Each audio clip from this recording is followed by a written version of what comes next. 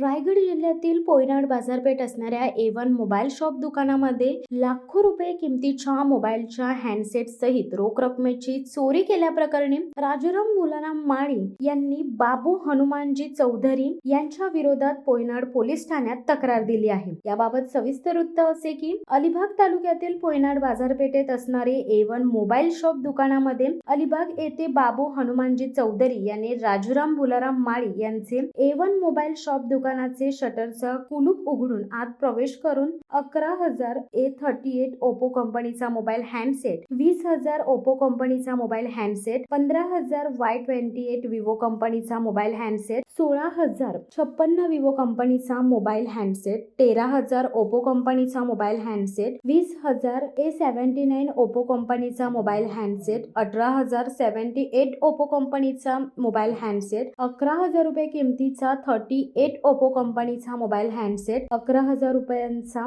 16 Vivo कंपनीचा mobile handset, 13,000 रुपयांचा Oppo कंपनीचा मोबाईल हँडसेट, 11,500 रुपयांचा 75 विवो कंपनीचा मोबाईल, 13,000 रुपयांचा 22 विवो कंपनीचा मोबाईल, 12,000 रेडमी 12 कंपनीचा मोबाईल हँडसेट, 17,000 रुपयांचा 12 नोट कंपनीचा मोबाईल, त्याचबरोबर काउंटर ड्रायव्हर मधील रोख रक्कम, मोबाईल, IMEI बिलचे संदर्भातील कंपनी बिल लबू असा एकूण 3,32,900 रुपये किमतीचा मुद्देमाल पळवला आहे। तसेच सूरज सेन व घेवाराम माळी यांचे वापरते मोबाईल देखील फोन चोरून नेले आहेत। याबाबत पोयनाड पोलीस ठाण्यात भारतीय दंडविधान कलम 457, 380 प्रमाणे गुन्हा दाखल करण्यात आला असून अधिक तपास पोलीस निरीक्षक संतोष दराडे करीत आहेत।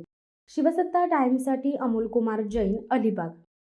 दे धडक बेधडक वृत्त देणाऱ्या आपल्या शिवसत्ता टाइम्स न्यूज चॅनलला लाल बटन दाबून सबस्क्राईब करा आणि बेल आयकॉनला क्लिक करायला विसरू नका।